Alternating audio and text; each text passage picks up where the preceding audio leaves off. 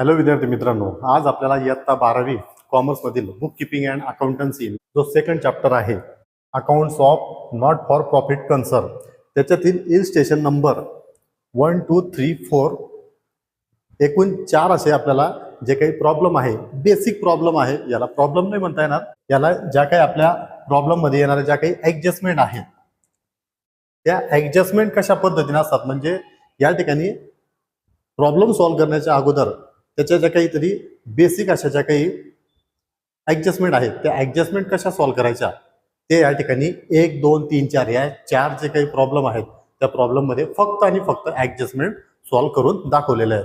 मग त्याच्या आधारावरती आपल्याला पुढचे जे काही प्रॉब्लेम आहेत ते कसे टॅली करायचे, कसे त्यांना आपल्याला कॅल्क्युलेशन करायचं आहे ते आपल्याला आयडिया येण्यासाठी हा प्रकार दिलेला आहे. आपल्याला ट्रीटमेंट ऑफ स्टेशनरी हा जो काही 1 नंबरचा आपल्याला इलस्ट्रेशन दिलेलं आहे त्याच्यामध्ये आपल्याला काय दिलेलं आहे, ट्रीटमेंट ऑफ स्टेशनरी. स्टेशनरीचा जे जर समजा आपल्याला एखाद्या प्रॉब्लेममध्ये उल्लेख झाला तर त्याची ट्रीटमेंट म्हणजे त्याला कॅल्क्युलेट कसं करायचं आहे ते आपल्याला या ठिकाणी दिलेलं आहे. बॅलन्स शीट दिलेली आहे आपल्याला 31 मार्च 2017. 31 मार्च 2017 ची आपल्याला बॅलन्स शीट दिलेली आहे. 31 मार्च म्हणजे 31 मार्च 2017ला हे अकाउंट काय झालेलं आहे, क्लोज झालेलं आहे.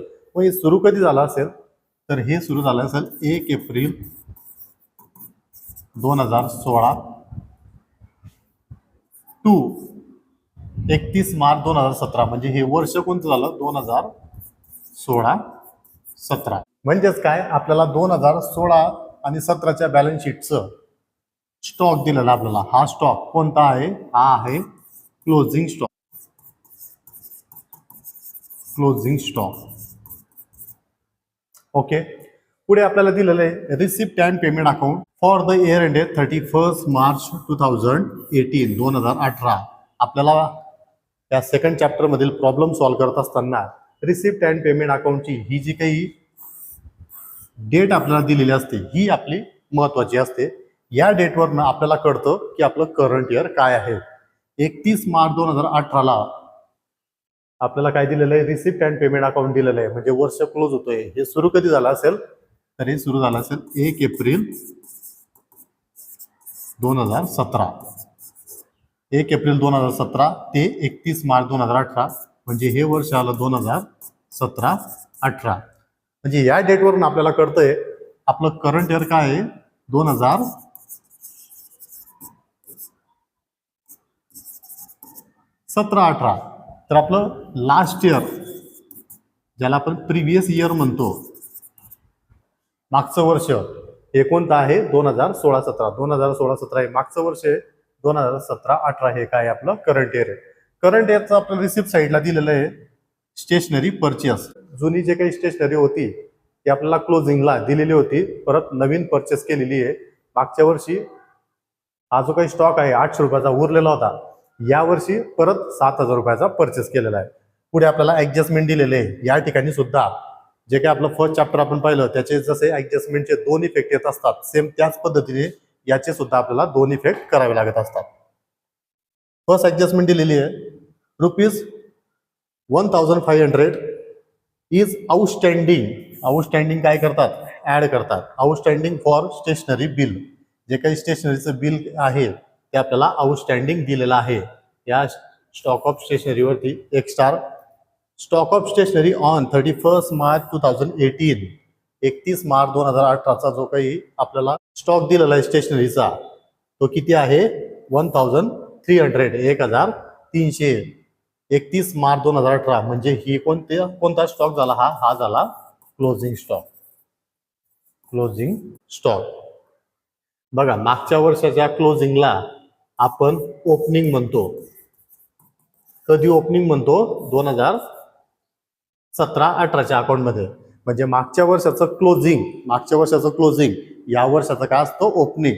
करंट इयर काय आपलं 2017-18. या करंट इयर मध्ये मागच्या वर्षाचं क्लोजिंग 2016-17 किती आहे, 800 रुपये. मागच्या वर्षाचं क्लोजिंग या वर्षी काय झालं, ओपनिंग. म्हणजे हा काय मिळाला आपल्याला, ओपनिंग स्टॉक. त्याच्यानंतर पेमेंट साईडला आलेला आहे परचेसेस, आणि त्याच्यानंतर आउटस्टँडिंग दिलेला आहे, आणि स्टॉक ऑफ स्टेशनरी 31 मार्चचा म्हणजे क्लोजिंग स्टॉक आपल्याला दिलेला आहे. म्हणजे या प्रॉब्लेम मध्ये आपल्याला ओपनिंग स्टॉक आहे, परचेस आहे, आउटस्टँडिंग आहे आणि क्लोजिंग स्टॉक पण आहे.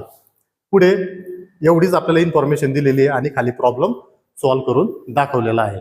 आता हा मी प्रत्यक्ष तुम्हाला प्रॉब्लेम सॉल्व्ह करून दाखवणार नाही, फक्त हा प्रॉब्लेम कसा आलेला आहे ते फक्त तुम्हाला समजवणार. मग आता याचं कॅल्क्युलेशन काय करायचं आहे, याच्यासाठी आपल्याला थोडंसं मागं जावं लागेल. मागच्या व्हिडिओमध्ये मी तुम्हाला इन्कम अँड एक्सपेंडिचर अकाउंटचा जो काही फॉर्मॅट आहे तो फॉर्मॅट मी तुम्हाला समजवला होता. पेज नंबर 70 वरचा, पेज नंबर 70 वरचा जो काही इन्कम अँड एक्सपेंडिचरचा जो काही फॉर्मॅट आहे तो फॉर्मॅट मी तुम्हाला समजवला होता. त्या फॉर्मॅटमध्ये हा एक भाग आलेला आहे. हा भाग आपल्याला या ठिकाणी अप्लिकेबल ठरतो. या भागानुसारच आपल्याला पुढे कॅल्क्युलेशन करायचं आहे. काय कॅल्क्युलेशन करायचं आहे, सुरुवातीला दिलेली आहे ओपनिंग स्टॉक, जो मागच्या वर्षाचा क्लोजिंग आहे तो ओपनिंग स्टॉक, त्याची अमाऊंट या ठिकाणी लिहायची आहे. त्याच्यामध्ये ऍड करायचं आहे परचेसेस, अजून ऍड करायचं आहे आउटस्टँडिंग,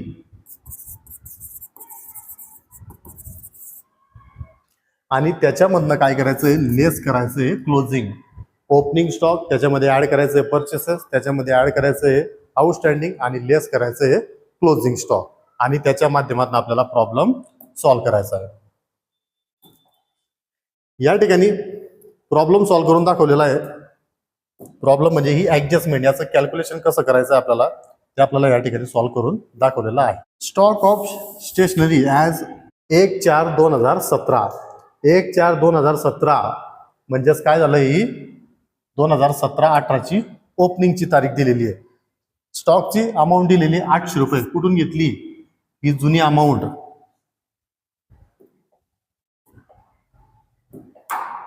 ही जी काही जुनी अमाऊंट दिलेली आहे 800 रुपये, हे 800 रुपये या ठिकाणी घेतलेले आहेत.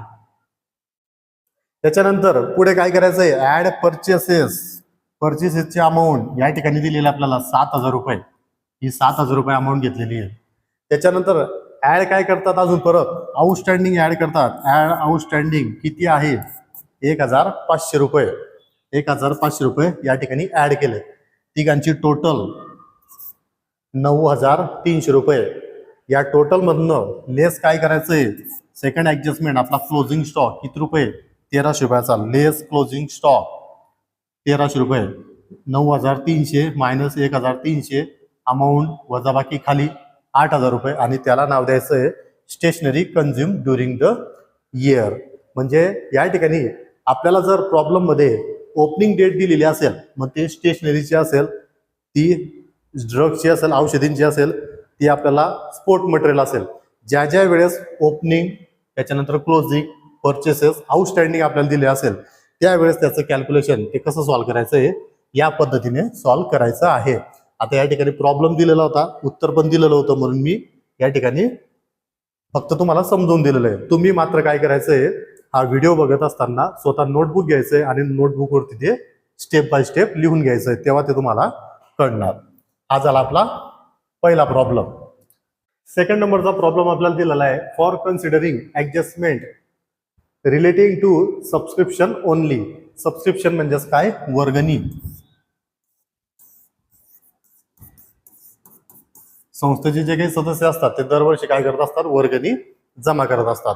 ही वर्गणी काय असते, या नॉन प्रॉफिट ऑर्गनायझेशनची ही काय असते, एक प्रकारे ऍसेट असते, इन्कम असतं. या ठिकाणी receipt and payment account for the year ended 31 मार्च 2018, 31 मार्च 2018 आपल्याला तारीख दिलेली आहे. 2018ला क्लोज झालंय, तर ओपनिंग कधी झालेली आहे, 1 एप्रिल 2017. म्हणजे हे वर्ष काय झालं, 2017-18, हे काय झालं, आपलं करंट इयर झालं. पुढे आपल्याला रिसिप्ट साईडला टू सबस्क्रिप्शन काही अमाऊंट दिलेली आहे. 2016-17ची अमाऊंट दिलेली सबस्क्रिप्शनची. 2017-18 हे काय आहे, करंट इयर. म्हणजे या ठिकाणी हे झालं आपलं करंट इयर. 2017-18 करंट इयर झालं, तर 16-17 हे काय आहे, लास्ट इयर. लास्ट इयर म्हणजेच काय, हे आहे प्रिव्हियस इयर. त्याच्यानंतर 18-19 काय आहे मग, हे आहे नेक्स्ट इयर. आपण मागच्या वर्षाचं जे काही अमाऊंट दिलेली असेल 16-17ची, ती आपल्याला इन्कम अँड एक्सपेंडिचर अकाउंटमध्ये काही कामाची नसते. आपल्या कामाची असते चालू वर्षाची आणि पुढच्या वर्षाची. पण मात्र मागच्या वर्षाची काही अमाऊंट जर आलेली असेल तरच आपण त्याचा विचार करत असतो, अदरवाईज आपण त्याचा कुठेही विचार करत नाही. पुढे आपल्याला ऍडजस्टमेंट दिलेलं आहे, subscription outstanding for current year. चालू वर्षाची जे काही सबस्क्रिप्शन आहे ती आउटस्टँडिंग आहे, म्हणजे बाकी आहे. किती रुपयाची? वॉज ₹7,000. 7,000 रुपये सबस्क्रिप्शनचे बाकी आहे करंट इयरची. 7,000 रुपये 2017-18 करंट इयरच्या सबस्क्रिप्शनला एक स्टार करायची आहे. आणि 2 नंबर आउटस्टँडिंग सबस्क्रिप्शन फॉर 2016-17 2016-17 मध्ये जे काही सबस्क्रिप्शन आहे त्या सबस्क्रिप्शन मध्ये was ₹2,000 subscription receive in advance during last year was ₹8,000. म्हणजे 2016-17 जे काही मागचं वर्ष आहे त्या मागच्या वर्षामध्ये 2,000 रुपये सबस्क्रिप्शन यायचं मिळणार होतं. पण मात्र प्रत्यक्ष आलं किती आहे? मागच्या वर्षाचं 2,000 रुपये येणार होते, आले आहेत मात्र 1,500 रुपये. म्हणजे बाकी किती आहे? 500 रुपये. हे 500 रुपये काय आहे? आपल्या कामाचे आहे. त्याची आपण एंट्री करणार. कुठे करणार ते मी तुम्हाला सांगणार. आणि 2016-17 मध्येच subscription receive in advance during last year. Subscription receive in advance. Advance मिळालंय मागच्या वर्षी. मागच्या वर्षी ॲडव्हान्स मिळालं म्हणजे तो खर्च कोणता होता? या वर्षाचा होता, करंट इयरचा होता. मागच्या वर्षी ॲडव्हान्स मिळालं म्हणजे या वर्षाचा काय? तो करंट इयरचा खर्च आहे. म्हणजेच काय? समजा आता तुम्ही 12वीला आहात, तुम्ही 11वीला माझ्याकडे क्लासला होते, अकाउंटच्या क्लासला, आणि तुम्ही 11वीमध्येच 11वीची पण फी भरली आणि 12वीची पण फी तुम्ही ॲडव्हान्समध्ये भरली. मग तो मागच्या वर्षी ॲडव्हान्स होता, पण मात्र तो यावर्षी काय झाला? तुमचा फीचा या वर्षाचा खर्च झाला ज्यावेळेस तुम्ही 12वीला गेले. म्हणजे तुम्ही 11वीमध्ये 11वीची पण फी भरली होती करंट इयरची, म्हणजे करंट इयरला तुम्ही 11वीला होते, आणि त्याच वर्षी तुम्ही 12वीची फी पण ॲडव्हान्समध्ये मला भरली होती. म्हणजे त्यावेळेस तो ॲडव्हान्स होता, मात्र यावेळेस तो काय आहे? करंट इयरचा खर्च आहे. ॲडव्हान्स ड्युरिंग लास्ट इयर 8,000 8,000 रुपये मिळालेले होते. परत आपल्या या 2017-18ची जे काही सबस्क्रिप्शनची अमाऊंट आहे त्याला एक star. With the help of above information show the effect in final account. या ठिकाणी आपल्याला या वरील माहितीचा उपयोग करून, ही माहिती आणि ही माहितीचा उपयोग करून आपल्याला काय करायचं आहे? फायनल अकाउंट तयार करायचं आहे, इन्कम अँड एक्सपेंडिचर अकाउंट तयार करायचं आहे. या ठिकाणी इन्कम अँड एक्सपेंडिचर अकाउंट तयार करून दाखवलेलं आहे आपल्याला. इन्कम अँड एक्सपेंडिचर अकाउंट आणि बॅलन्स शीट सुद्धा तयार करून दाखवलेलं आहे. सुरुवातीला इन्कम अँड एक्सपेंडिचरची अमाऊंट 2016-17 मध्ये आपल्याला अमाऊंट मिळणार होती मागच्या वर्षाची. किती मिळणार होती? 2,000 रुपये, पण मिळालेली आहे 1,500. 500 रुपये यायचं बाकी आहे. हे काय आहे? आउटस्टँडिंग सबस्क्रिप्शन आहे. आउटस्टँडिंग एक्सपेन्सेस जर असेल तर तो लायबिलिटी साईडला रेकॉर्ड केला जात असतो, पण आउटस्टँडिंग इन्कम असेल तर ते कुठं रेकॉर्ड केलं जात असतं? ते रेकॉर्ड केलं जात असतं बॅलन्स शीटच्या ॲसेट साईडला. सबस्क्रिप्शन काय असतं? या नॉन प्रॉफिट ऑर्गनायझेशनच्या हे काय असतं? एक प्रकारे इन्कम असतं, ॲसेट असते, आणि म्हणून याचं रेकॉर्डिंग, या 500 रुपयाचं रेकॉर्डिंग पुढे केलं जाईल तर बॅलन्स शीटला केलं जाईल. बघा बॅलन्स शीटला आउटस्टँडिंग सबस्क्रिप्शन 2016-17 इनर कॉलमला 500 रुपये या ठिकाणी दिलेलं आहे. म्हणजे या ठिकाणी याचा विषय संपला, आपण सॉल्व केला. पुढे 2017-18 80,000 रुपये हे काय? इन्कम आहे. इन्कम साईडला लिहिलं आपण बाय सबस्क्रिप्शन 80,000 रुपये इनर कॉलमला. म्हणजे या ठिकाणी याचा सुद्धा विषय संपलेला आहे. त्याच्यानंतर 18-19 हे नेक्स्ट इयरचं सबस्क्रिप्शन आपल्याला ॲडव्हान्समध्ये मिळालेलं आहे. हे डायरेक्ट ट्रान्सफर होत असतं लायबिलिटी साईडला. लायबिलिटी साईडला ट्रान्सफर होत असतं. या ठिकाणी आपण त्याला ट्रान्सफर केलेलं आहे. सबस्क्रिप्शन रिसिव्ह इन ॲडव्हान्स 2018-19चं 3,500 रुपये. याचा पण विषय क्लोज झालेला आहे. म्हणजे आपलं रिसिप्ट अँड पेमेंट अकाउंटची आपण पोस्टिंग करून घेतली. पुढे आपल्याला पहिली ऍडजस्टमेंट दिलेली आहे. आउटस्टँडिंग काय करतात रे? ऍड करतात. करंट इयरचं आहे ऍड करावं लागणार आहे आपल्याला. कुठं? करंट इयर 2017-18ची जी अमाऊंट आहे 80,000, त्या 80,000 मध्ये आउटस्टँडिंग सबस्क्रिप्शन ऍड करावं लागणार आहे. चला करूया.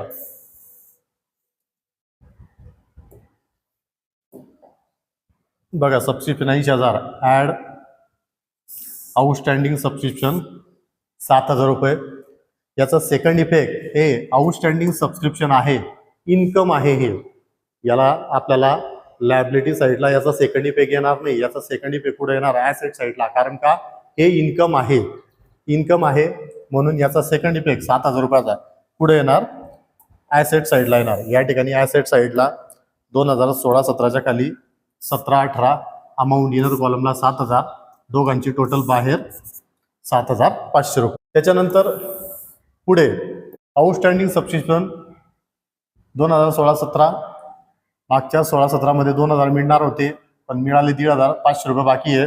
त्याचा आपण हिशोब केला. ओके, इथपर्यंतची ही ऍडजस्टमेंट आपण सॉल्व्ह केली. पुढे 2016-17 मध्येच सबस्क्रिप्शन रिसिव्ह इन ऍडव्हान्स मिळालेला आहे. मागच्या वर्षी या वर्षाचा ऍडव्हान्स मिळालेला आहे. हे काय करतात? आपण ऍड करतात. करंट इयर मध्ये आपल्याला ऍड करावं लागणार आहे.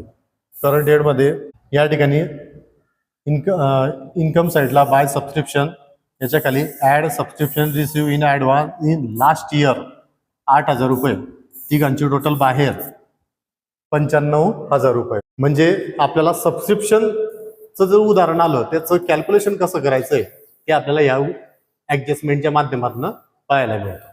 नेक्स्ट एक्झाम्पल आपल्याला दिलेलं आहे, सिंपल एक्झाम्पल आहे डेप्रिशिएशनचं. माहिती आपल्याला आपण फायनल अकाउंटमध्ये हे सॉल्व्ह केलेलं आहे, त्याच्यामुळे आपण जास्त याच्यावरती फोकस करणार नाही. एक टेंटेटिव्ह मी तुम्हाला माहिती देईल. Calculation of depreciation on 1 April 2018 furniture account show a balance of ₹1 lakh. 1 April 2018 रोजी फर्निचरची अमाऊंट किती होतं? 1 लाख रुपयाचं फर्निचर आपल्याकडे होतं. बरं, on 1 July 2018 additional furniture was purchase of ₹30,000. म्हणजे आपल्याकडे 1 लाख रुपयाचं फर्निचर होतं, परत आपण काय केलेलं आहे? 1 जुलैला 30,000 रुपयाचं फर्निचर आपण काय केलेलं आहे? परचेस केलेलं आहे. म्हणजे आता टोटल फर्निचर आपल्याकडे किती आहे? 1,30,000 रुपयाचं. Furniture is to be depreciate by 12% per annum. Show the presentation in final account. या ठिकाणी जे काही आपलं 1,30,000चं फर्निचर आहे त्याच्यावरती 12% आपल्याला काय करायचं आहे? डेप्रिशिएशन कॅल्क्युलेट करायचं आहे. प्रत्येक विद्यार्थ्याला ही डेप्रिशिएशनची ऍडजस्टमेंट येतेच आणि यायलाच पाहिजे. ज्या विद्यार्थ्याला ही डेप्रिशिएशनची ऍडजस्टमेंट येत नसेल तर त्यांनी आजच कॉमर्सचं ऍडमिशन कॅन्सल करून आर्ट्स लाईनला जाणे किंवा ITI करून कुठेतरी कंपनीमध्ये जाणे. इतकी सिंपल अशी ही ऍडजस्टमेंट आहे. आता व्हिडिओ पाहणाऱ्या विद्यार्थ्यांनी आपलं आत्मपरीक्षण करायचं आहे की आपल्याला ही ऍडजस्टमेंट येते का. जर येत नसेल तर खरंच तुम्ही विचार केला पाहिजे. पुढे इन्कम अँड एक्सपेंडिचर अकाउंट आपल्याला तयार करायचं आहे आणि सोबत आपल्याला तयार करायचं आहे एक बॅलन्स शीट. बॅलन्स शीटच्या ऍसेट साईडला furniture opening balance 1 lakh. Additional in जे काही फर्निचर आपण 1 जुलैला विकत घेतलं होतं, कुठं? या ठिकाणी 1 जुलै 2018ला जुनं होतं आपल्याकडे 1 लाख रुपये. 1 जुलैला घेतले 30,000. जे आपली टोटल केली ती टोटल या ठिकाणी 30,000, दोघांची टोटल 1,30,000 खाली. या 1,30,000 वरती आपल्याला काय करायचं आहे? तर डेप्रिशिएशन कॅल्क्युलेट करायचं आहे. डेप्रिशिएशन कॅल्क्युलेट करत असताना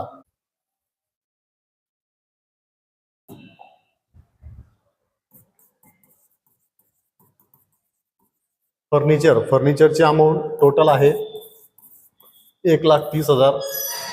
या 1,30,000 पैकी 1 लाख रुपयाची जुनी अमाऊंट आहे, 30,000 रुपयाची नवीन अमाऊंट आहे.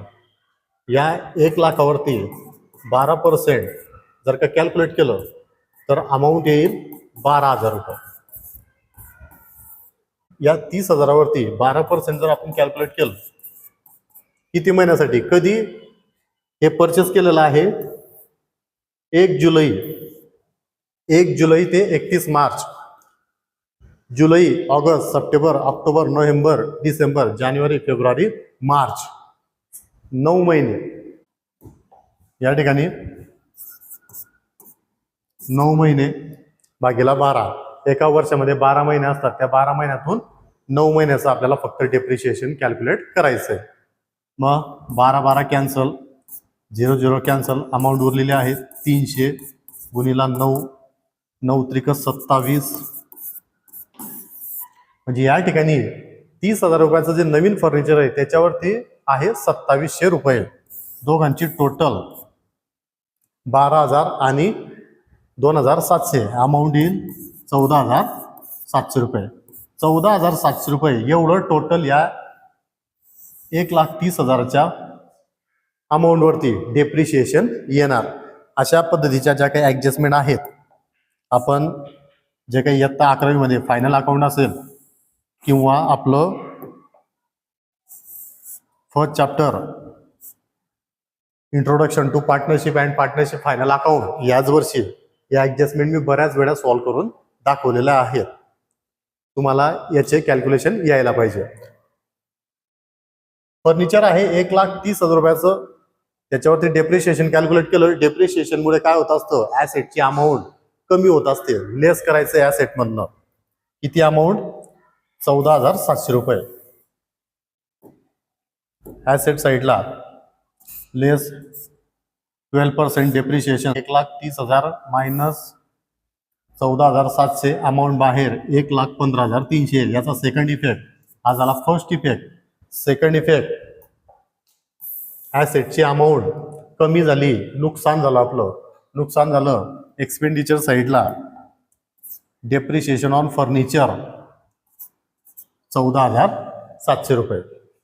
म्हणजे डेप्रिशिएशनचं जर समजा आपल्याला कॅल्क्युलेशन आलं, डेप्रिशिएशन काढायची असेल, ॲसेटचं जर समजा आपल्याला डेप्रिशिएशन काढायचं असेल, तर कशा पद्धतीने कॅल्क्युलेशन करायचंय ते आपल्याला या उदाहरणाच्या माध्यमातून देण्याचा प्रयत्न केलेला आहे.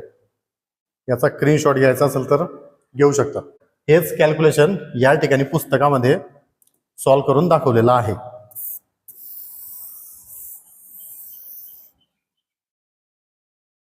नेक्स्ट 4 नंबर,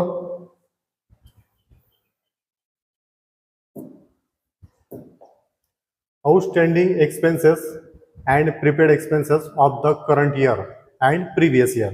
या प्रॉब्लेम मध्ये आपल्याला outstanding expenses, prepaid expenses, outstanding expenses आणि प्रीपेड एक्सपेन्सेस दिलेला आहे करंट इयरचा. समजून घ्या. करंट इयरचं आउटस्टँडिंग एक्सपेन्सेस असेल आणि प्रीपेड असेल, प्रीपेड एक्सपेन्सेस असेल, तर त्याचं काय करतात, करंट इयरचं आउटस्टँडिंग ऍड करतात, प्लस करतात, तर प्रीपेड काय करत असतात, लेस करत असतात. आणि प्रिव्हियस इयरचं, मागच्या वर्षाचं जर असेल तर आउटस्टँडिंग काय करतात, मायनस करतात, आणि प्रीपेड काय करत असतात, ऍड करत असतात.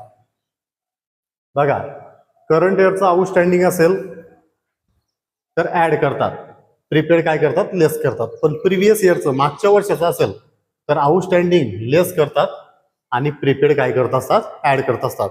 साधं एवढं जर तुम्हाला लॉजिक समजलं तर तुम्हाला हा 4 नंबरचा जो काही प्रॉब्लेम आहे तो तुम्हाला समजेल. चला, या लॉजिकच्या आधारावरती हा प्रॉब्लेम सॉल्व्ह करूया. खूप सोपा असं लॉजिक आहे. बॅलन्स शीट दिलेलं आपल्याला 31 मार्च 2018चं प्रीपेड सॅलरी 2018-19. या ठिकाणी 31 मार्च 2018 म्हणजे कोणतं वर्ष आलं आहे, 2017-18 आलं. आणि हे वर्ष आहे 18-19, म्हणजे 17-18ला 18-19चं आपण काय केलेलं आहे, ऍडव्हान्स मध्ये आपल्याला सॅलरी आपण पेड केलेली आहे, ऍडव्हान्स मध्ये पेड केलेली. Receipt and payment account for the year ended 31 March 2019, म्हणजे करंट इयर काय आलं, 2018-19, म्हणजे 17-18लाच 18-19ची सॅलरी काय केली होती, पेड केली होती. त्यावेळेस लेस, तर यावेळेस काय होणार, ती ऍड होणार आहे. आत्ताच लॉजिक सांगितलं, त्या लॉजिक नुसार ही काय होणार आहे, ऍड होणार आहे करंट इयर मध्ये 18-19 मध्ये. त्याच्यानंतर पेमेंट साईडला सॅलरी दिली आपल्याला 18-19, हे आहे आपलं करंट इयर, आणि 19-20 हे काय झालं आपलं नेक्स्ट इयर. पुढे outstanding salary for the current year, जे काही आउटस्टँडिंग सॅलरी आहे त्या सॅलरीचं आउटस्टँडिंग या वर्षाची सॅलरी द्यायची बाकी आहे किती 5,500 द्यायचं बाकी आहे, देण्यासाठीच बसलेले आपण देऊन टाकू. Show the presentation of salary in the financial account of the concern for the year ended 2018-19. 2018 आणि 19 आपल्याला काय करायचं आहे फायनान्शियल अकाउंट द्यायचं आहे. इन्कम अँड एक्सपेंडिचर साईडला सुरुवातीला एक्सपेंडिचर साईडला टू सॅलरी करंट इयरची अमाऊंट, ही जी अमाऊंट आहे 30,000 रुपये ती या ठिकाणी रेकॉर्ड केलेली आहे. 30,000 रुपये. Add paid during the year 2017-18 सालीचे जे काही 2,000 आहेत मागच्या वर्षाचे ते आपण काय केलेले आहेत ऍड केलेले आहेत. मागच्या वर्षाचं प्रीपेड करंट इयरचं प्रीपेड लेस करतात, तर मागच्या वर्षाचं प्रीपेड काय करतात ऍड करतात. मागच्या वर्षी दिलेलं आहे म्हणून, मागच्या वर्षाचं नाही चालू वर्षाचं आहे पण ते मागच्या वर्षी दिलं होतं म्हणून मागच्या वर्षी ते लेस झालं, या वर्षी ते काय होणार आहे ऍड होणार आहे. ऍड केलं आपण या ठिकाणी add paid during the year 2017-18 2,000 रुपये याचा सुद्धा हिशोब लागला. त्याच्यानंतर पुढे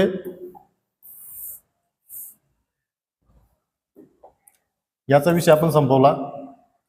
हे आपण संपवलं 2019-20. 2019-20चं आपण काय केलेलं आहे नेक्स्ट इयरचं पेमेंट साईडला सॅलरी दिलेली आहे, दिली आपण ऍडव्हान्स मध्ये दिलेली आहे, प्रीपेड आहे. हे नेक्स्ट इयरचं प्रीपेड कुठे जाईल हे ऍसेट साईडला जाईल. ऍसेट साईडला याचं रेकॉर्ड केलं प्रीपेड सॅलरी 2019-20ची 1,000 रुपये. म्हणजे या ठिकाणी याचा सुद्धा विषय संपला. म्हणजे बॅलन्स शीट मध्ये आणि रिसिप्ट अँड पेमेंट अकाउंट मध्ये ज्या अमाऊंट होत्या त्याचं आपण कॅल्क्युलेशन केलेलं आहे.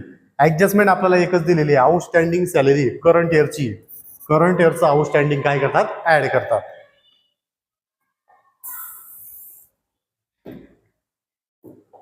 एक्सपेंडिचर साईडला आउटस्टँडिंग फॉर करंट इयर 5,000 रुपये. तिघांची टोटल बाहेर 30,000, 2,000 आणि 5,500 37,500. करंट इयरचं द्यायचं बाकी आहे, देण्याची साईड लायबिलिटी साईड. लायबिलिटी साईडला आउटस्टँडिंग सॅलरी 5,500. अशा पद्धतीने आपल्याला आउटस्टँडिंग आणि प्रीपेड कशा पद्धतीने सॉल्व्ह करायचं आहे ते आपल्याला या प्रॉब्लेमच्या माध्यमातून एक्सप्लेन करून दिलेलं आहे. या व्हिडिओला या ठिकाणी थांबूया. व्हिडिओ तुम्हाला निश्चित आवडला असेल आणि खूप बेसिक आहे. हा व्हिडिओ तुम्हाला समजला नसेल तर परत पुन्हा बघायचा आहे. बघा आपल्या हे जे काही डिजिटल ऑनलाईन जे काही शिक्षण आहे या शिक्षणाचा फायदा हा खूप एक प्लस पॉईंट आहे. काय प्लस पॉईंट आहे की जास्तीत जास्त वेळा आपण ते परत शिकवलेलं वर्गामध्ये शिकवलेलं आपण 1-2 दिवसानंतर 8 दिवसानंतर 15 दिवसानंतर विसरून जातो. पण मात्र हे ऑनलाईनचं जे काही आपल्याकडे मटेरियल आहे ते आपल्याजवळ कधीही नाहीसे होत नाही, ते पुन्हा आपण पाहत असतो. तर या ठिकाणी परत या व्हिडिओचा अभ्यास करायचा आहे आणि व्हिडिओला लाईक करा, शेअर करा आणि व्हिडिओ कसा वाटला तर त्याची कमेंट सुद्धा करा. चॅनलवरती नवीन असाल तर चॅनलला सबस्क्राईब करा. थँक्यू.